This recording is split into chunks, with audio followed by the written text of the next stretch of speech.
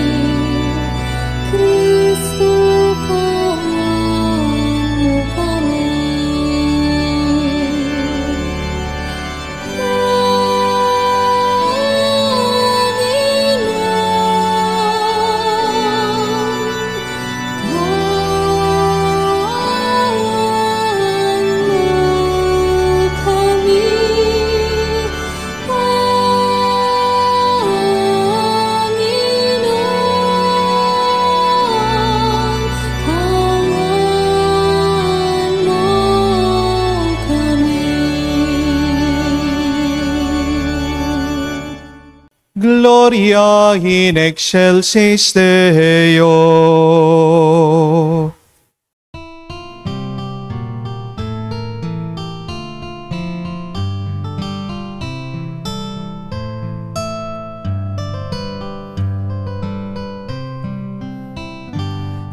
Luwalhati sa Diyos sa kaitaasan, paloob sa lupa ay kapayapaan. Pinupuri ka't ipinangdarangal, sinasamba ka dahil sa dakila mong kalwalhatian.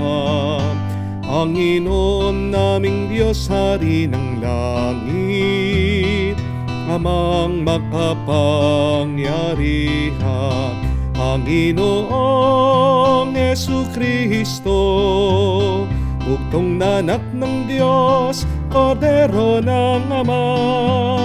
Ikaw na nag-aalis ng mga kasalanan ng sanlibutan.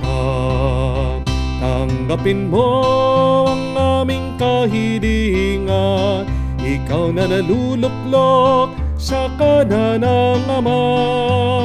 Maawa ka sa amin, ikaw lamang ang banal, Panginoong Jesucristo, kasama ng Espiritu, sa luwalhati ng Ama.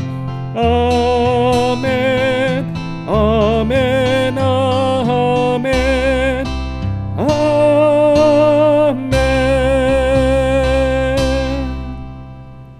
Manalangin tayo.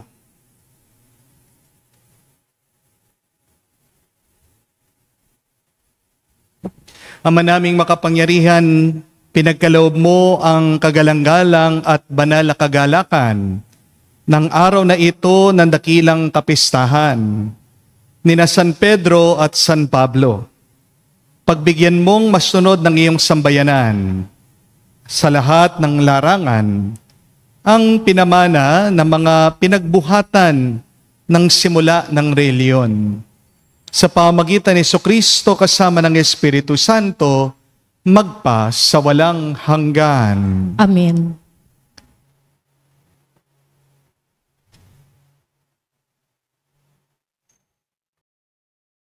Pagbasa mula sa mga gawa ng mga apostol.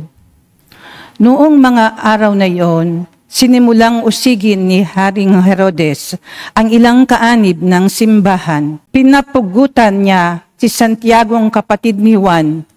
Nang makita niya ito'y ikinalugod ng mga Hudyo, si Pedro naman ang kanyang ipinadakip. Nangyari ito noong pista ng tinapay na walang lebadura.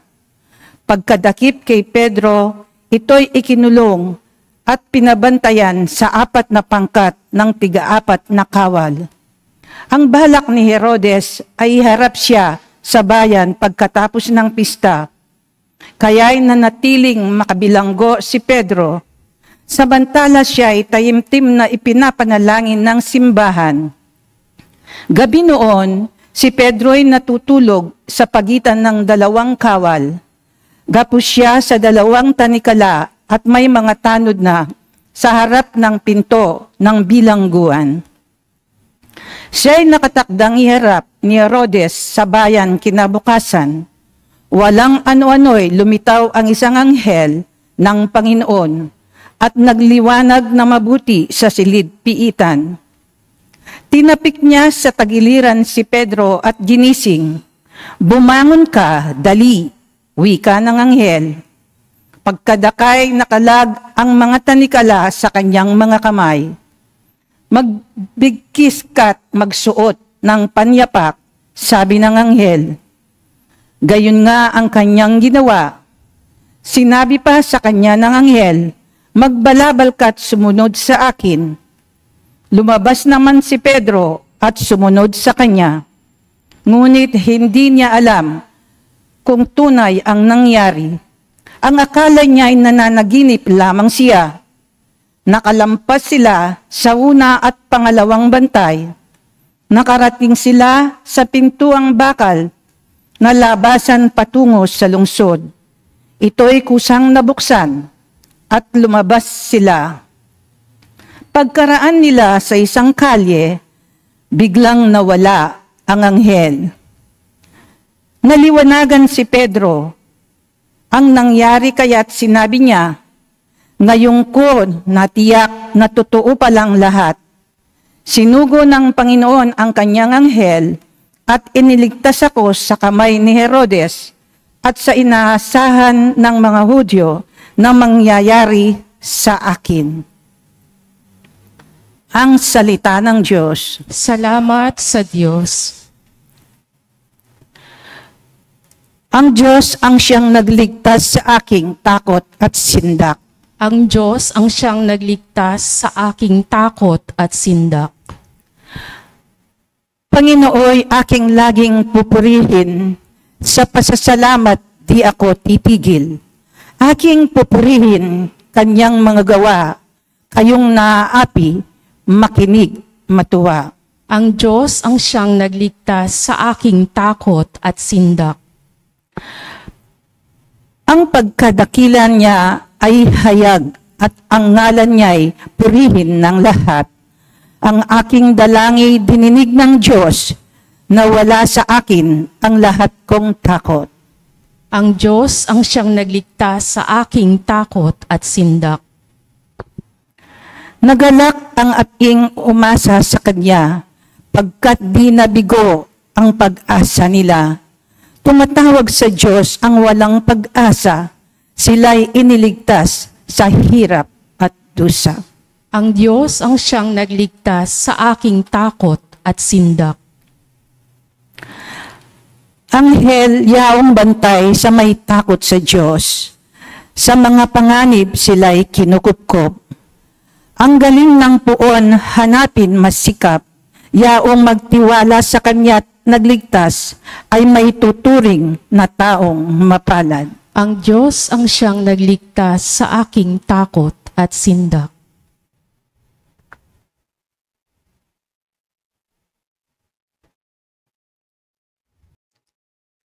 Pagbasa mula sa ikalawang sulat ni Apostol San Pablo kay Timoteo. Pinakamamahal, ako'y iaalay na. Dumating na ang oras ng pagpanaw ko sa buhay na ito. Puspusan akong lumaban sa paligsahan. Natapos ko na ang dapat kong takbuhin. Nanatili akong tapat sa pananampalataya. Kakamtan ko na ang korona ng pagtatagumpay.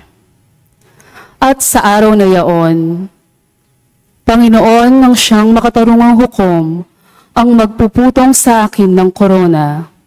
Hindi lamang sa akin, kundi sa lahat ng nananabik sa muli niyang pagparito. Ngunit pinatnubayan ako ng Panginoon at binigyan ng lakas upang maipahayag sa mga hentil ang salita. Naligtas ako sa tiyak na kapahamakan. Ang Panginoon ang magliligtas sa akin sa lahat ng kasamaan at siya rin ang maghahatid sa akin sa kanyang kaharian sa langit. Purihin nawa siya magpakailanman. Amen. Ang salita ng Diyos. Salamat sa Diyos.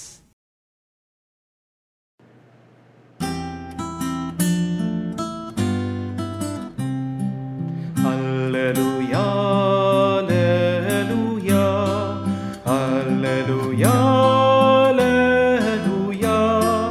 alleluia,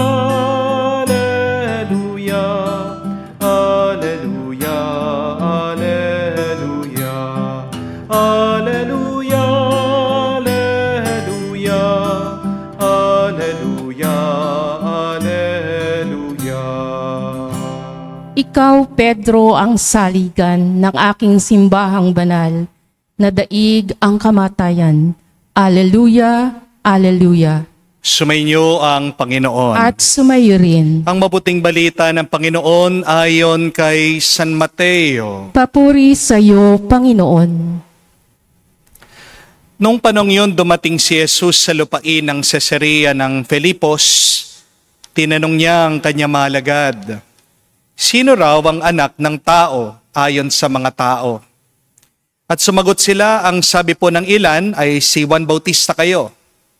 Sabi naman ng iba, si Elias kayo.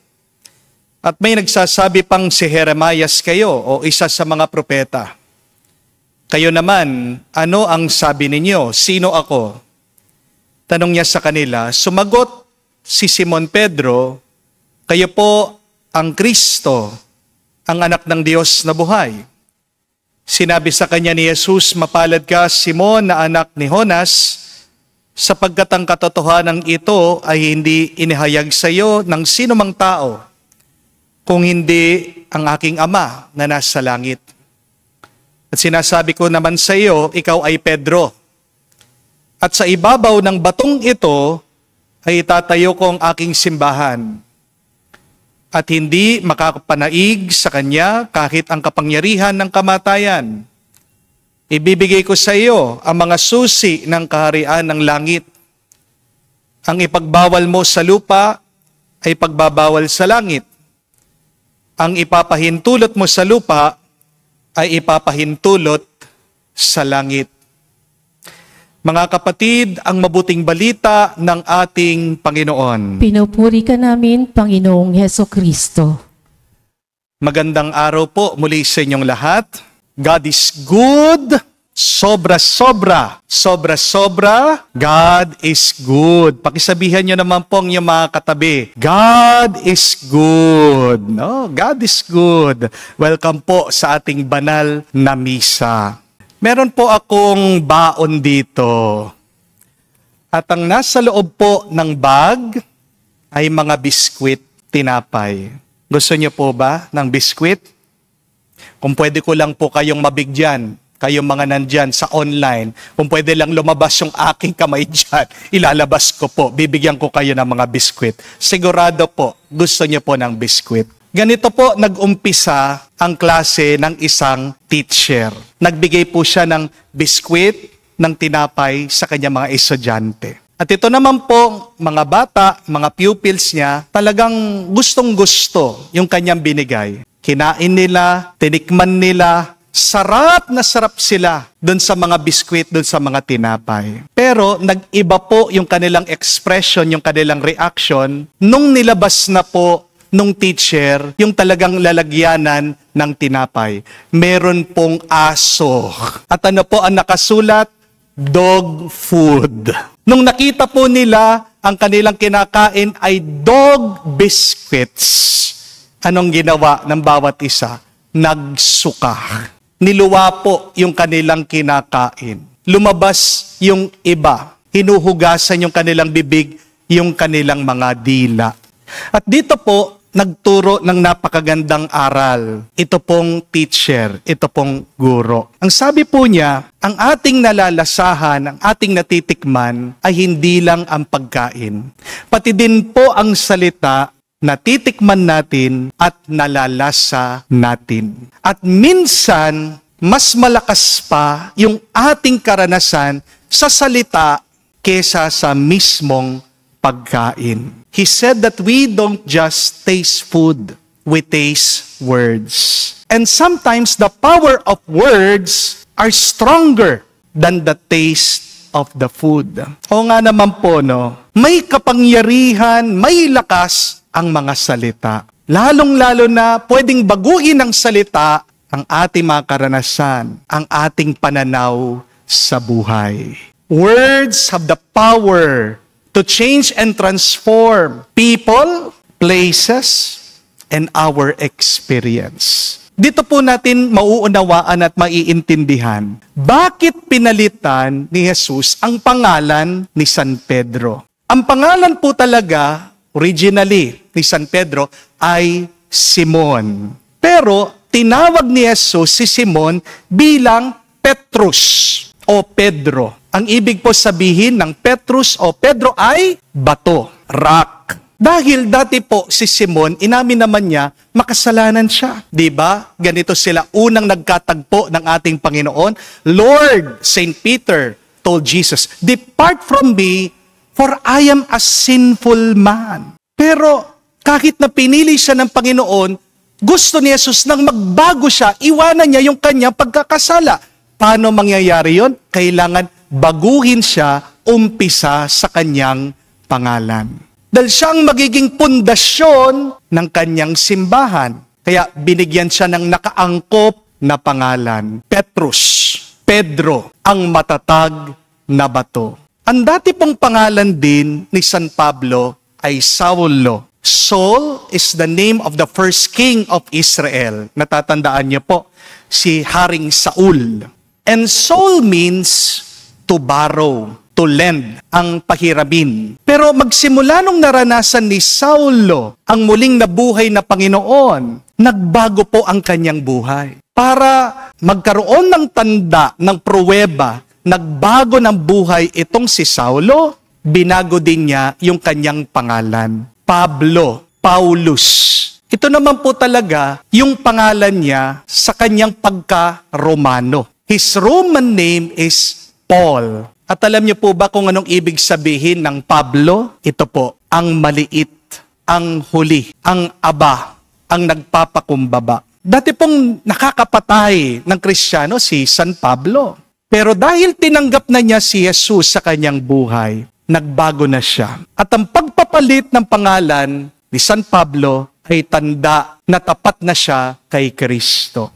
Inamin nga po ni San Pablo na kahit na tinatawag siyang apostol, siya ang pinakamaliit, siyang pinakahuli sa lahat ng mga apostol. St. Paul actually said, "From among the apostles, I am the least." Bagay na bagay yung pangalan niya sa kanya.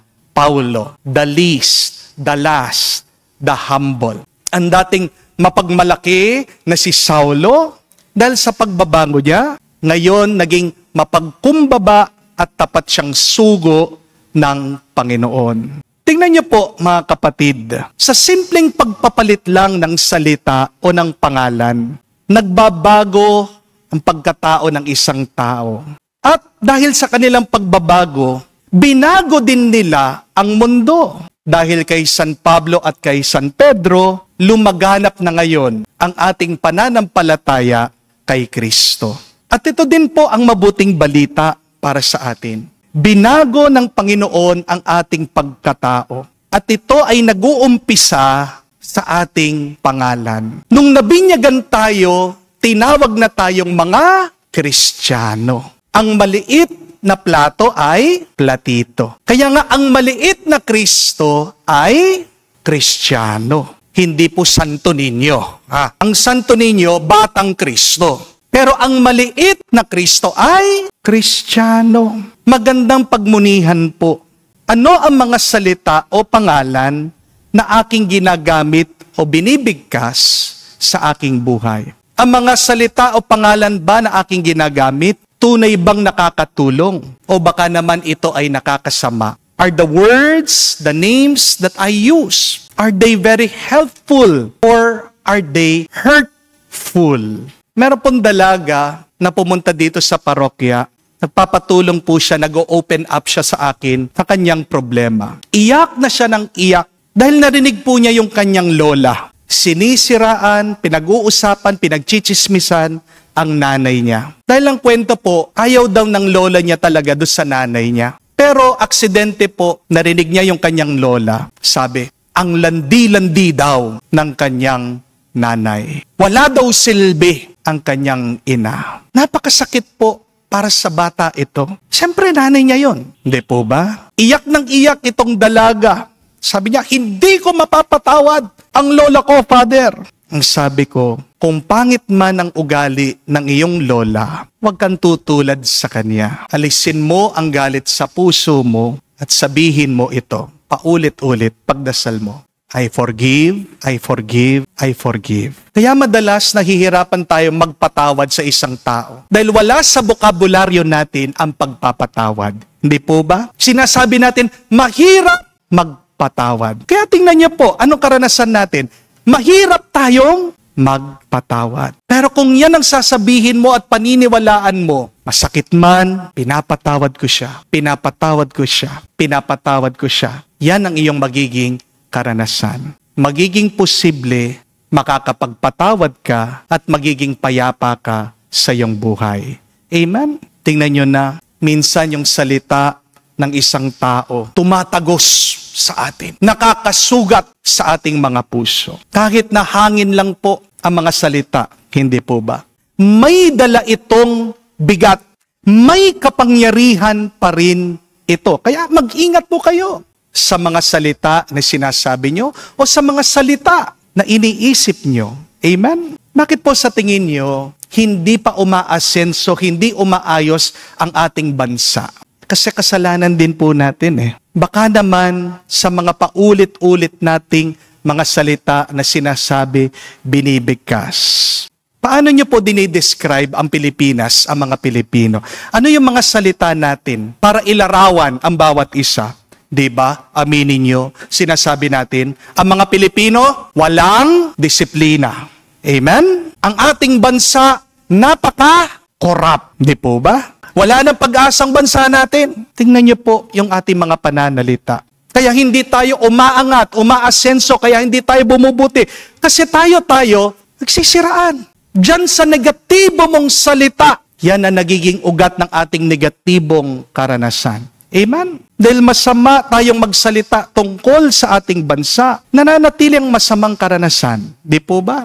Kung gusto nating mapagbago ang ating bansa, umpisan natin sa ating mabuti at magandang pananalita. Opo, hospitable tayo, mga Pilipino. Pero dagdagan naman natin, sabihin natin ang mga Pilipino, hospitable at honest. Amen? Nasaan yung honesty? Nawala na po. Tanggap natin, tayo'y mabait sa mga foreigner, tayo'y mabait sa mga hindi natin kakilala. Pero yung honesty, kulang. Sabihin natin, we are hospitable and honest. Tanggap natin, pinagmamalaki natin, tayo mga Pilipino, masayahin tayo kahit na meron tayong mga problema, kaya natin tumawa, kaya natin ngumiti. Di po ba? Pero dagdagan natin, sabihin natin, masayahin tayo, pero may takot tayo sa Diyos. Kaya nga nakakagawa tayo ng mga nakakatakot na kasalanan. Kasi nakakalimutan na nating sabihin yon at ipagdasal na sana naman magkaroon tayo ng takot sa Diyos. Gawin po sana nating slogan ito, tayong lahat. Kayo pong nasa inyong mga kabahayan, nanunood, nagsisimba through Facebook, YouTube, online. Type nyo nga po, God bless the Philippines. God bless the Philippines. Mas maganda po yun, no? Mas kailangan po natin ang pagpapala ng Diyos. Dapat slogan natin, ang dapat palagi natin sinasabi, God bless the Philippines. Amen?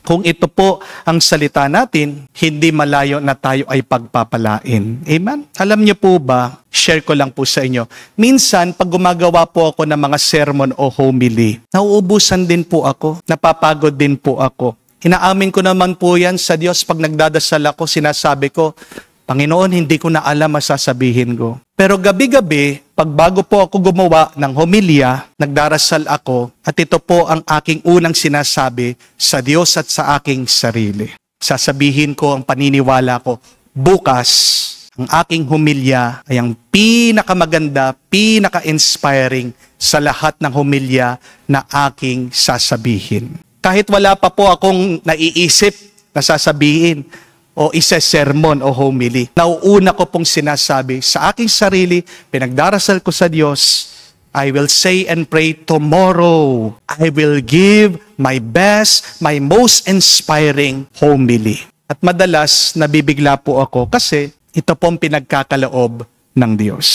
Kahit nga po ako minsan namamangha ako sa mga lumalabas sa aking bibig. Tinatanong ko sa aking sarili, saan ba galing itong aking mga sinasabi? Walang iba na pinanggagalingan kung hindi sa Diyos lamang. Amen? Pero paano nag-umpisa? Tumubo dahil nagtanim ka ng mabuting salita. Amen? Kaya tandaan niyo po yan, mga kapatid. Ang mga salita natin ay nagbibigay ng lakas at kapangyarihan. Ang mga salita natin ay nakakapagbago o makakasira. Para umangat ang iyong buhay, para maghilom ka, gumaling sa iyong sakit. Bakit hindi ka magsalita, magsabi ng mabuti at maganda ngayon? At kung ang salita ng Diyos, binago niya ang mga makasalanan, lalong-lalo na si San Pedro, si San Pablo, hindi sila mga perpektong tao,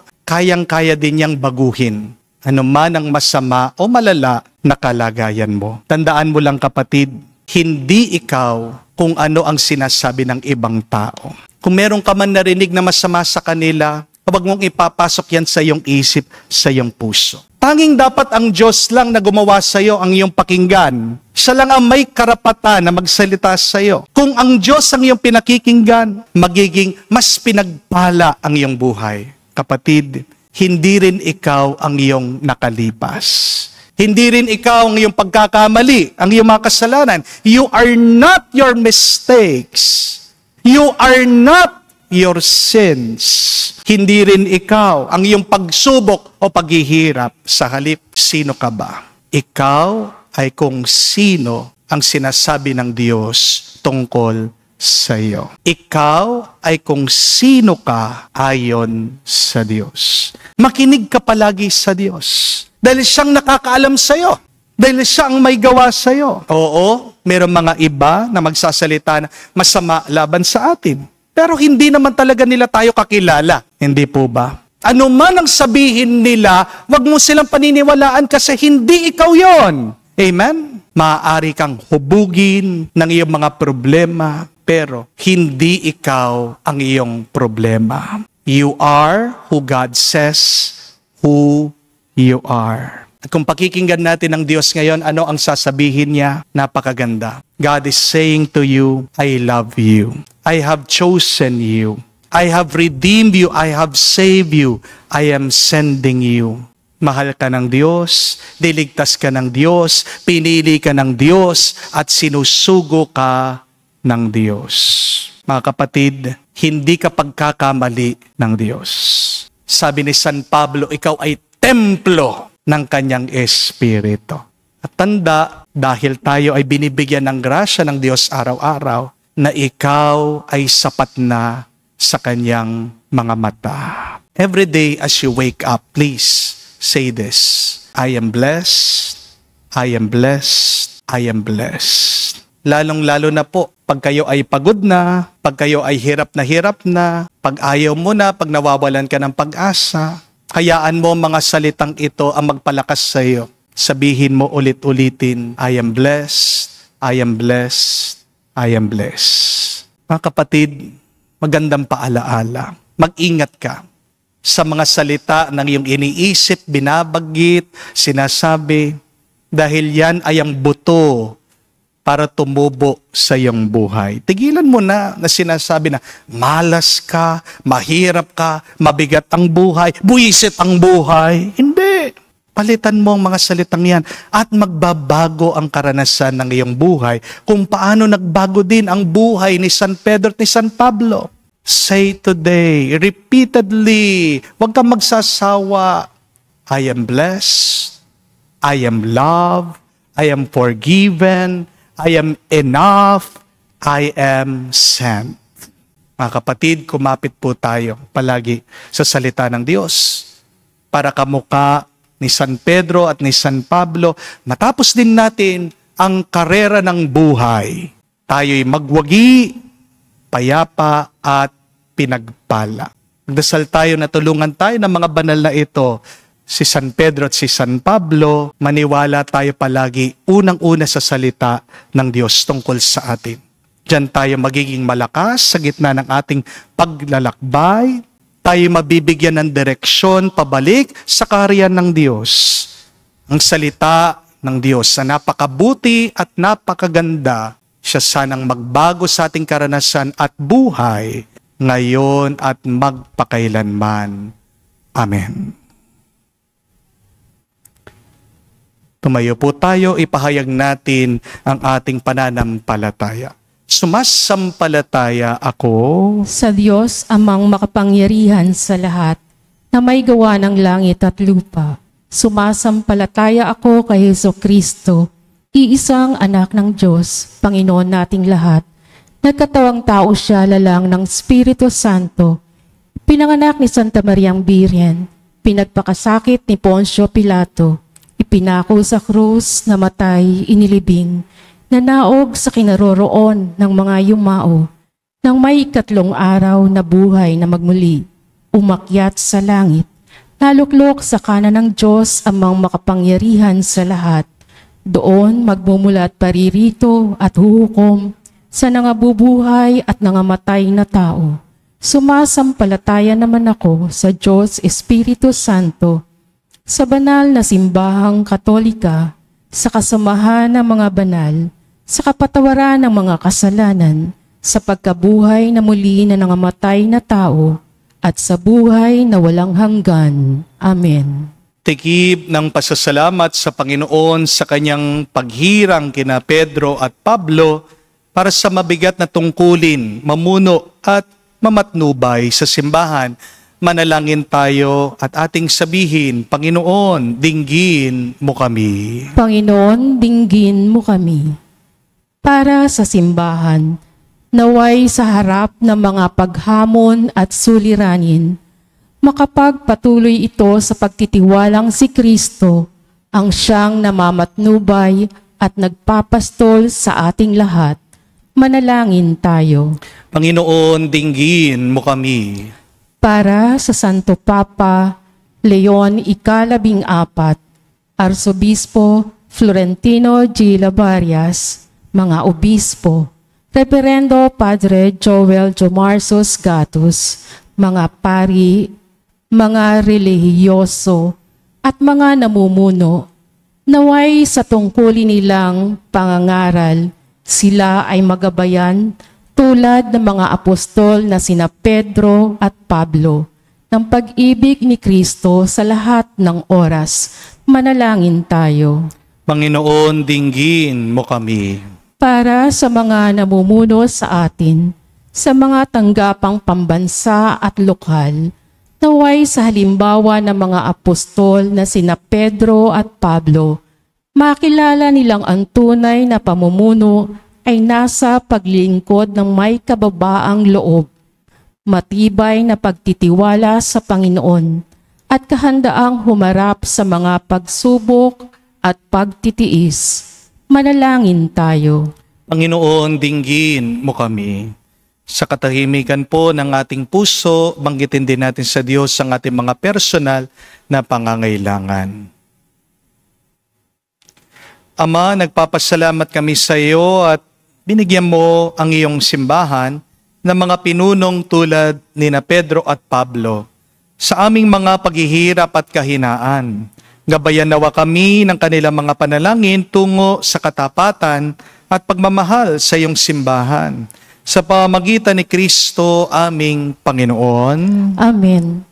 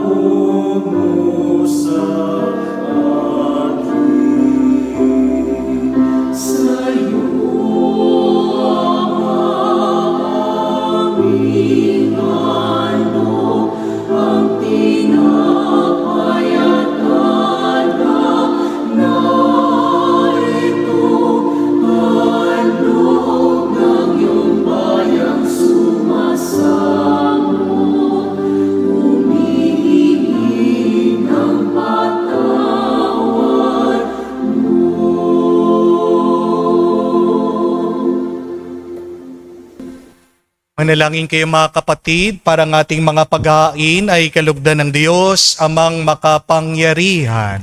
Tanggapin nawa ng Panginoon itong paghahain sa iyong mga kamay, sa kapurihan niya at karangalan sa ating kapakinabangan at sa buong sambayanan niyang banal. Ama naming lumikha, ang mga alay na aming inihahandog para sambahin ang ngalan mo, ay patnubayan nawa ng panalangin ng mga apostol na magharap din nawa sa amin bilang mga nakatalaga sa iyo para ipagdiwang ang paghahaing ito sa pamagitan ni Jesucristo kasama ng Espiritu Santo magpa sa walang hanggan. Amen. Sumayin niyo ang Panginoon. At sumayin niyo rin. Itaas sa Diyos sa inyong mga puso at diwa. Itinaas na namin sa Panginoon. Pasalamatan natin ang Panginoong ating Diyos. Marapat na siya ay pasalamatan. Ama naming makapangyarihan, tunay nga marapat ikaw ay aming pasalamatan. Niloob mo ngayon aming ikagalak na si San Pedro at San Pablo, kapwa matapat, sa pananampalatayang inihayag at inilaganap. Binuo ni San Pedro ang sambayanang tinipon ng anak mong pinapanaligan ng ilan sa Israel noon. Si San Pablo ay tagapagturo at tagapagpaliwanag sa iba't ibang mga tao na nais mong matawag. Silang dalaway mayroong magkaibang larangan sa paglilingkod kay Kristo na iisang sambayanan. Kapwa nila tinamo ang putong ng tagumpay na ngayon dinarakila sa buong sanlibutan. Kaya kaisa na mga anghel nagsisiawit ng papuri sa iyo ng walang humpay sa kalangitan, kami nagbubunyi sa iyong kadakilaan.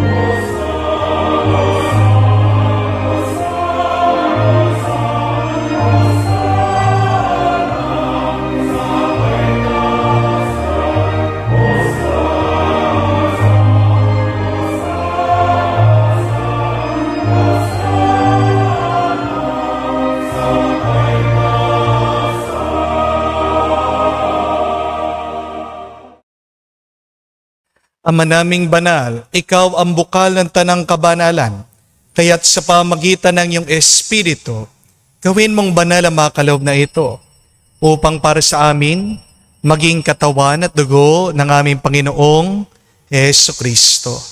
Bago niya pinagtiis ang kusang loob na maging handog, hinawakan niya ang tinapay, pinasalamatan kanya, pinaghati-hati niya iyon, inabot sa kanya malagad at sinabi, tanggapin ninyong lahat ito at kanin. Ito ang aking katawan na ihahandog para sa inyo.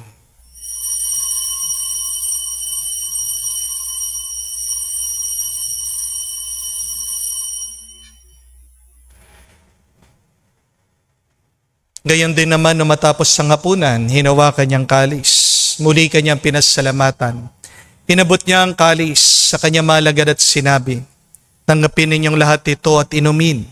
Itong kalis ang aking dugo ng bago at walang hanggan tipan.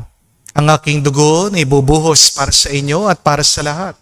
Sa ipagpapatawad ang mga kasalanan, gawin ninyo ito sa pag-alaala sa akin.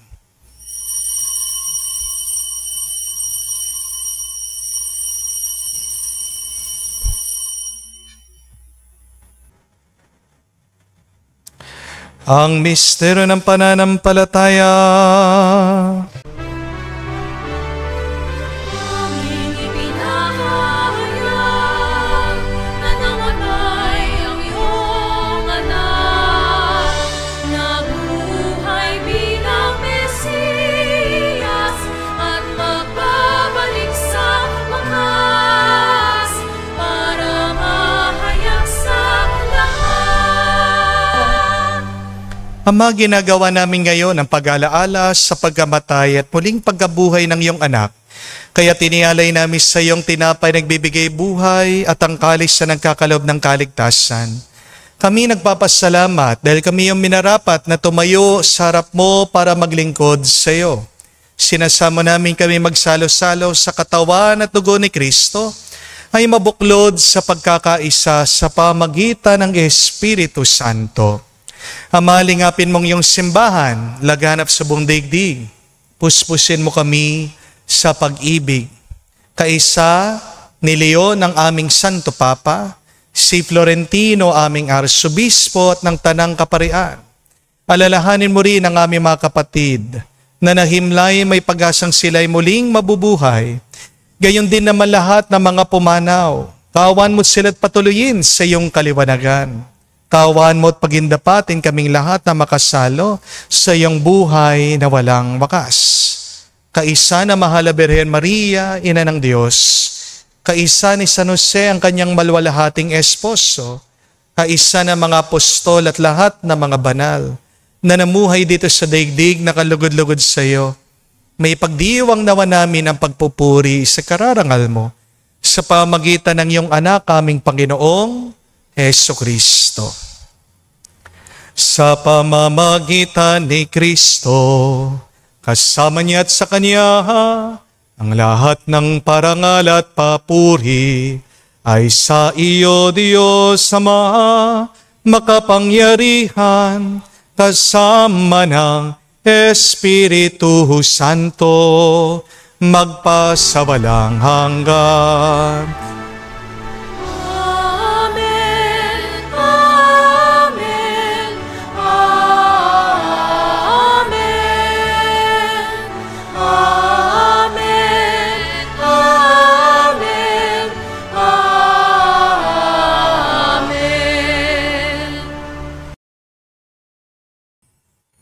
Sa nakakagaling na utos sa turo ni Jesus sa Panginoon natin na Diyos, ipahayag natin ng lakas loob.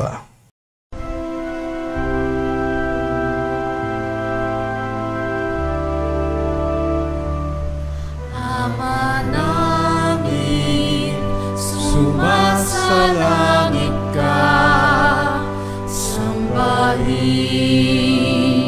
ang ngalan mo. Mapasa amin ang kaharian mo, sundin ang loob mo dito sa lupa, para lang sa langit. Bigyan mo kami ngayon ng aming kakanin sa araw-araw, at patawarin mo kami sa aming mga sala, para ng pagpapatawad namin sa nagkakasala sa amin. At huwag mo kaming ipahintulot sa tukso, at iadya mo kami sa lahat ng masama. Hiniling namin kami adya sa lahat na masama pagkalooban ng kapayapaan araw-araw, ligtas sa kasalanan, nilayo sa lahat ng kapamakan. Samantalang aming pinanabikan ang dakilang araw ng pagpapahayag ng tagapagligtas naming si Jesucristo. Sapagkat iyo ang kaharian, at ang kapangyarihan at ang kapurihan magpakailanman. Amen. Panginoong Jesucristo, sinabi mo sa mga apostol, kapayapaan ang iniwan ko sa inyo, ang aking kapayapaan ang binibigay ko sa inyo. Tungayan mo ng aming pananampalataya, huwag ang aming pagkakasala. Pagkalooban mo kami ng kapayapaan at pagkakaisa ayon sa iyong kalooban.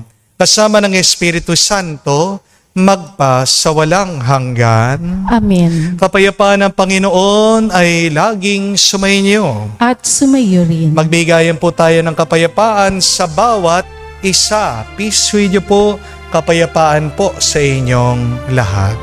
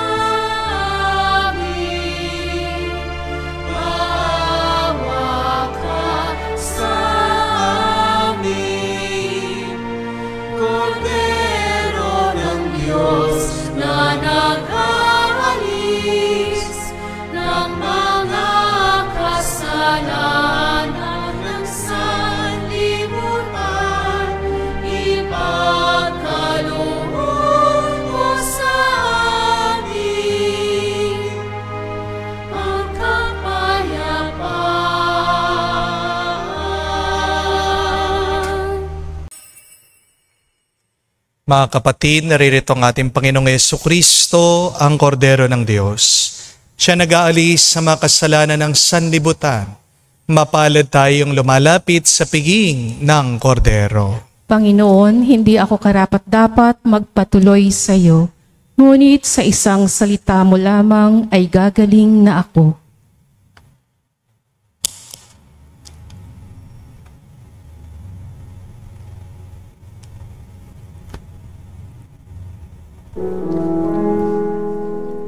Make me a servant, humble and meek.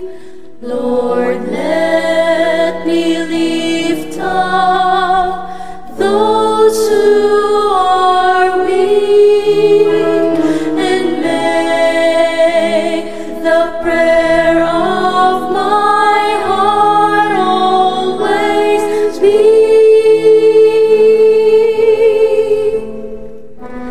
Make me a servant, make me a servant, make me a servant today.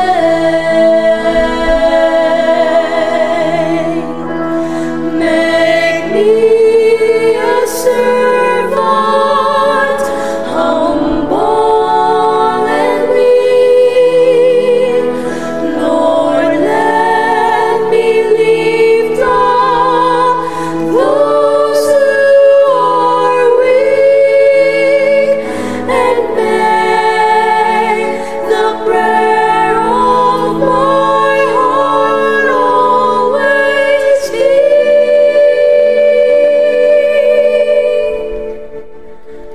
Make me a servant, make me a servant, make me a servant today.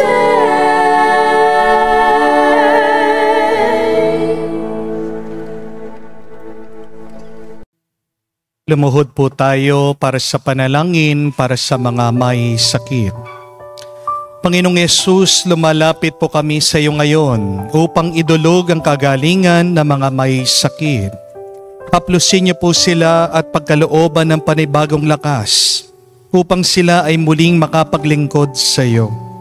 Patawarin niyo po sana sila sa kanilang mga kasalanan at pagkalooban din ng kagalingang pangkaluluwa. Sa katahimikan po ng ating puso, ating sabihin sa Diyos ang pangalan ng mga kapatid nating humihiling ng mabilis na kagalingan.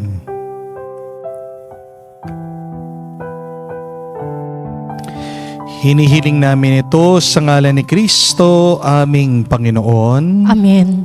Panalangin para sa mga OFW. Ama, pinapanalangin namin sa iyong natatanging kahilingan ng lahat ng mga nagtatrabaho sa ibang bansa. Tulungan mo sila bawat sandali ng kanilang buhay habang nasa ibang bansa. Palakasin mo sila kapag pinanghihinaan sila ng kalooban. Pagalingin mo sila tuwing nagkakasakit. Aliwin mo sila kapag nalulungkot sila. Ilayo mo sila sa anumang masama at kapahamakan upang magpatuloy sila lagi sa kanilang buhay. Mapahalaga nawa ng kanilang mga pamilya ang bawat sakripisyo nila sa ibang bansa upang wag masayang ang kanilang pagpapagal. Kaawaan at pagkalooban mo ng biyaya ang lahat ng mga OFW dahil sa iyo lamang aasa at wala ng iba pa. Ang lahat ng ito ay aming sama-samang panalangin sa ngalan ni Kristo, aming Panginoon. Amen. Banal na mukha ni Jesus. Maawa ka sa amin. Tumayo po tayo, manalangin tayo. Ama naming mapagmahal, kami pinagsalo mo sa banal na pagkikinabang ay makapamuhay nawa bilang iyong sambayanan. Nananatili sa itinuro ng mga apostol sa paghahati-hati ng tinapay, nagkaisa ng damdamit isipan at pinatatag ng iyong pagmamahal sa pamagitan ni Jesucristo kasama ng Espiritu Santo magpa sa walang hanggan. Amen. Kung may isang salita na humubog kay San Pedro para siya ay maging mas banal, ito ay ang salitang pagmamahal. 3 beses, kung maalala niyo po, tinanong siya ni Jesus, mahal mo ba ako? At 3 beses, sumagot siya, alam niyo po Panginoon, mahal ko kayo. Hindi lang mahal, kung hindi mahal na mahal. Kung may isang salita na tumulong din para magbago si San Pablo, ito ay ang salitang grasya. Dahil sabi ni San Pablo, sa gitna ng kanyang kahinaan, meron pa rin siyang lakas. Ito ay dahil sa grasya na pinagkaloob ng Diyos. Tandaan natin mga kapatid, ang ating mga salita ay may kapangyarihan na baguhin ang ating buhay, ang ating karanasan at pagkatao. Yan po ang aking assignment sa inyo ngayong araw. Isipin nyo, ano ang inyong isang salita na makakapagpabuti, makakapagpalakas, at makakapagbigay sa inyo ng panibagong pag-asa. What is that one word that would inspire you to move on, to continue every day? I-post niyo po yan sa inyong comment section, sa inyong news feed. Pagdasal niyo po yan araw-araw. Harinawa, pagdasal po natin ang salitang yan, ang salita ng Diyos, ang maging daan para mas mapalapit din kayo sa Kanya at kamukha ni San Pedro at San Pablo, maging haligi din kayo ng simbahan at ng inyong mga pamilya. Sumainyo ang Panginoon. At sumayo rin. At kayo'y basbasan ng Diyos, makapangyarihan sa lahat. Sa ngalan ng Ama, ng Anak, ng Espiritu Santo. Amen. Ang ating misa ay natapos na. Humayo kayo sa kapayapaan ni Kristo. Salamat sa Diyos.